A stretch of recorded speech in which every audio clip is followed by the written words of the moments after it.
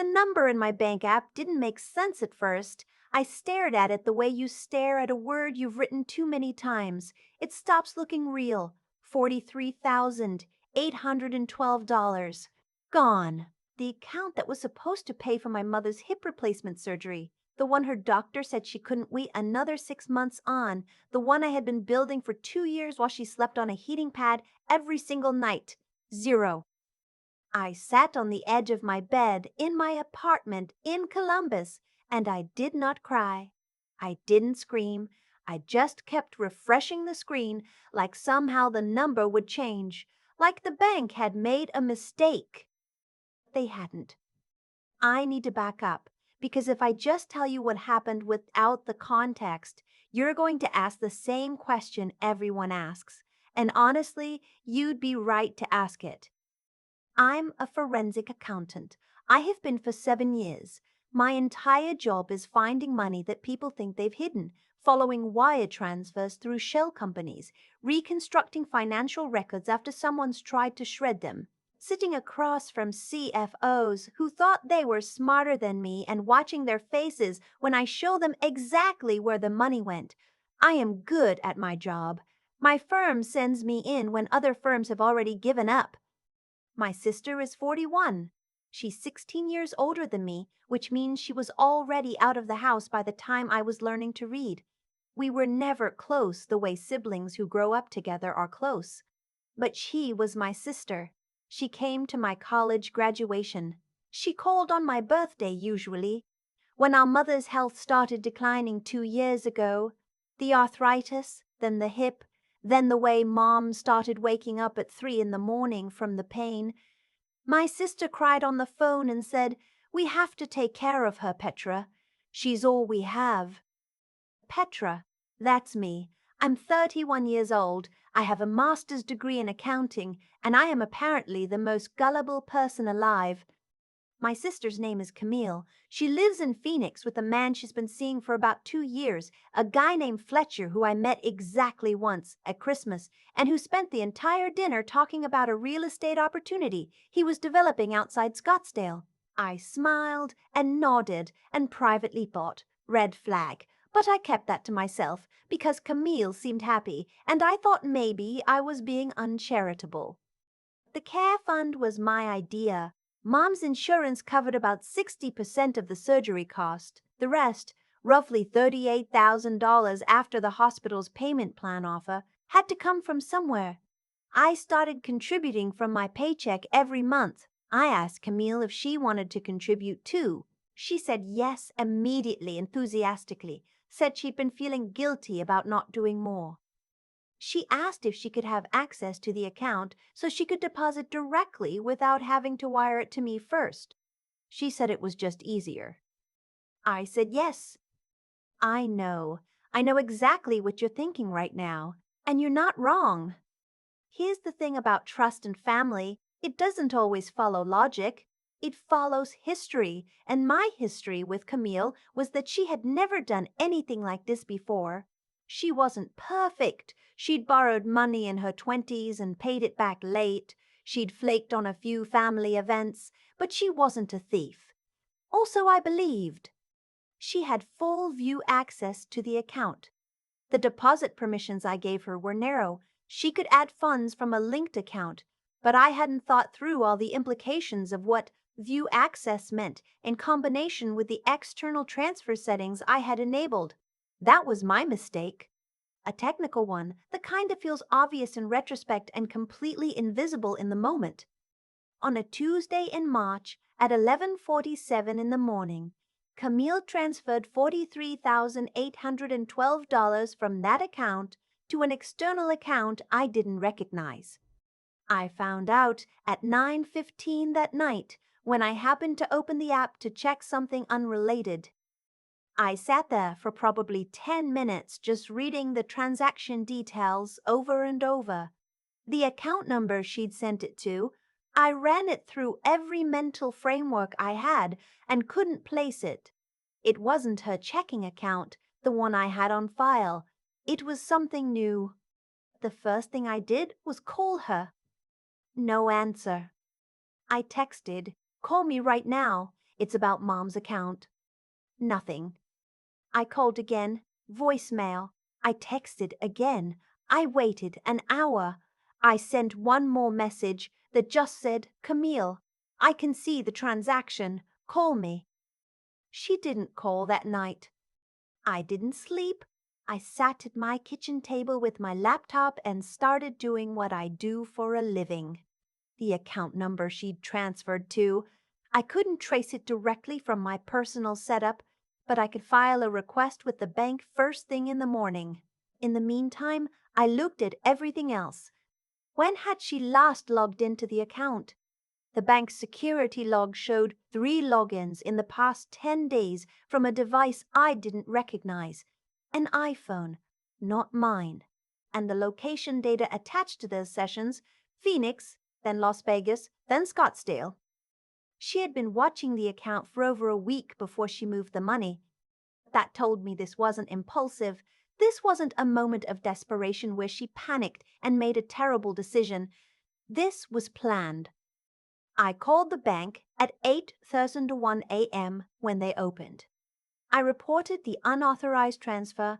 The representative asked if I wanted to file a fraud claim. I said yes, but I also said I knew who did it. I gave them everything: the login timestamps, the device ID, the location data. The representative put a hold on my account and escalated it to their fraud investigation team.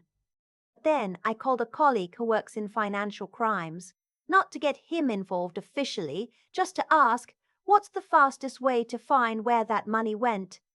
He told me to look for any real estate transaction filings in Arizona from the past 30 days tied to the account holder name. It was a long shot, but if the money had already moved into a property deal, there might be a public record trail. I spent 4 hours that morning searching Maricopa County property records, Pima County. I searched Fletcher's full name.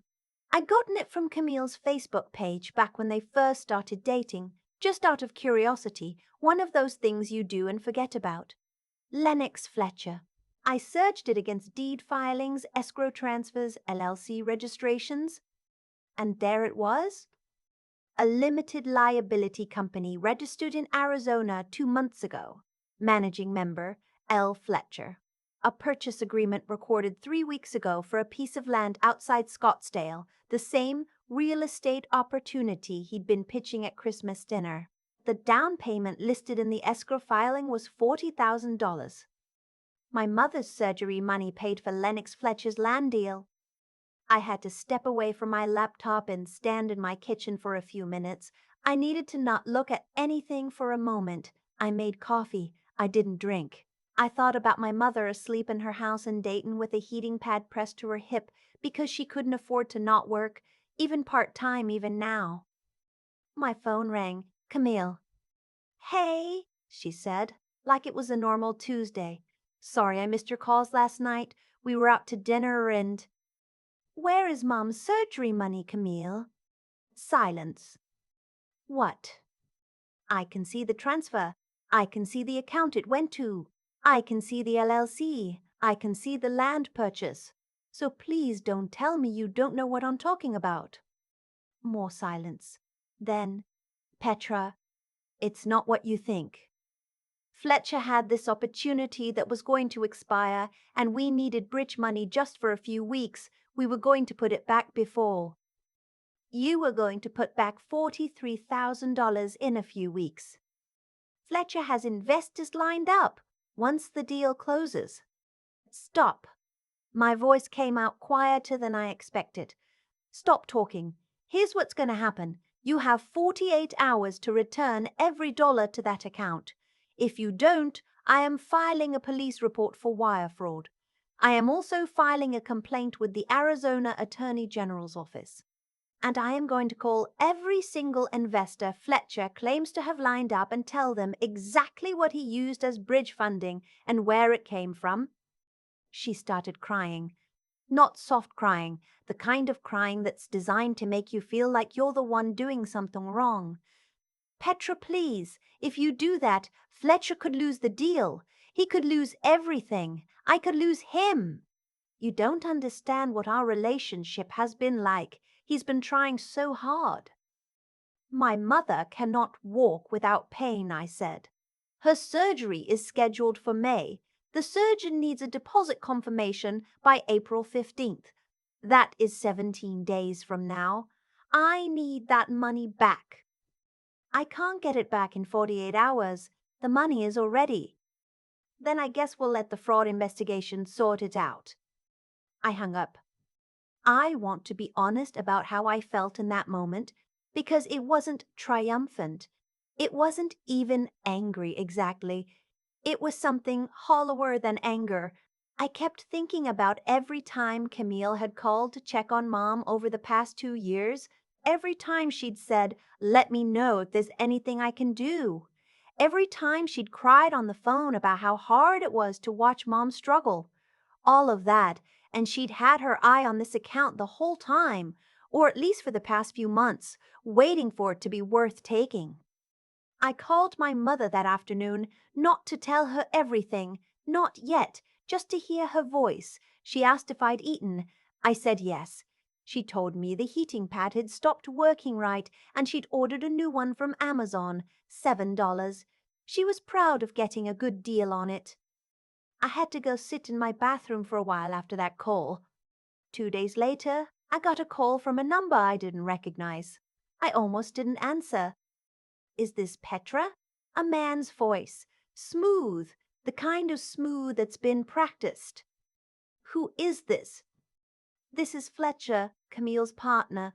I think we need to talk directly. I said nothing. Look, he said, I understand you're upset. But what Camille did, and I want to be clear, this was her decision. I didn't know she was pulling from a shared account. It was a short-term bridge, okay? I have a closing scheduled in 6 weeks. I can get you back the full amount plus interest. But if you file a fraud report, it kills the deal. It kills everything, and then nobody gets anything. Then nobody gets anything, I said. Excuse me? I said, then nobody gets anything. You made a business decision with stolen money. That's your problem, not mine. His voice changed. The smoothness dropped out of it. You need to think very carefully about what you're doing here. If I go down on this, I will make sure your sister goes down too. She's the one who transferred the funds. Her name is on that transaction. I know, I said. That's why I've already forwarded all the documentation to the bank's fraud team and to my attorney. Camille's name is absolutely on that transaction. That's not something I'm hiding from anyone. He hung up. I filed the police report that same afternoon. Wire fraud, financial elder abuse. Because my mother was the intended beneficiary of those funds, and she's 67 years old, which qualifies under Ohio's financial exploitation statute.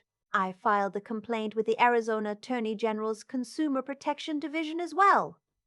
What happened next I didn't expect, or at least didn't expect to happen so fast. The bank's fraud team flagged the transaction and, because the funds had crossed state lines, the FBI's Financial Crimes Division opened an inquiry. Wire fraud involving elderly victims and interstate transfers gets federal attention faster than most people realize. I didn't have to do much. I gave them the documentation I'd already compiled. The login timestamps, the device data, the LLC registration, the escrow filing, and they took it from there. Camille called me 4 days later, sobbing, barely coherent. There are federal agents, Petra. They came to Fletcher's office. They're looking at everything, all his accounts, all his deals. Okay, I said. How could you do this? We're family. I had been waiting for that sentence. Some part of me had been bracing for it since the night I saw the zero balance. You took Mom's surgery money, I said. You planned it out. You watched the account for 10 days before you moved it. You didn't call me back for 2 days. And the first thing you asked when Fletcher called was what it would cost you. Not what it would cost Mom, not what she'd do if the surgery had to be cancelled. You. So please don't ask me about family right now. She didn't have an answer for that. Here is what I found out later through the investigation. Lennox Fletcher had done almost exactly this before. 2 years prior, in Nevada, he'd convinced a woman he was dating to temporarily move funds from a family care account into a real estate venture. He paid it back, barely and late, so no charges were filed. Before that, a similar situation in Colorado. He had a pattern. He found women with access to money, charmed his way into their lives, found the pressure point, and pressed. Camille hadn't known any of this, or at least that's what she said. And honestly, I believe her on that specific point. I think she genuinely believed this was a temporary fix for a real opportunity, and that she'd have the money back before anyone noticed. I think she told herself a story about it that made her feel like less than what she was being. That doesn't make it okay. It doesn't make it not what it was. Fletcher was indicted on federal wire fraud charges. His land deal collapsed. The funds were frozen as part of the investigation and ultimately returned, not in 6 weeks, not neatly, but through a court-ordered restitution process that took about 4 months. My mother's surgery was delayed by 11 weeks. 11 weeks of that heating pad, of the 3 a.m. pain, of her refusing to complain because she didn't want to worry me. When I finally told her what had happened, all of it, she was quiet for a long time. Then she said, I always knew Camille had some of her father in her. She said it matter-of-factly, like a thing she'd made peace with years ago. The surgery went well. Her doctor called it textbook. I flew to Dayton and stayed for 2 weeks. The third morning after the procedure, she walked to the kitchen on her own and made coffee. She turned around when she heard me in the doorway, and she looked surprised, and then she just smiled, like it was a small thing, like it was just morning and she was just making coffee.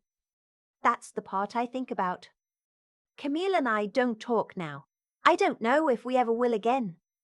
Fletcher took a plea deal, 30 months in federal prison plus restitution. Camille avoided charges because she cooperated with investigators, and the DA determined she'd been manipulated by someone with a documented history of financial coercion.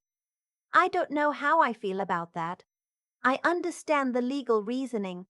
I understand she wasn't the primary architect.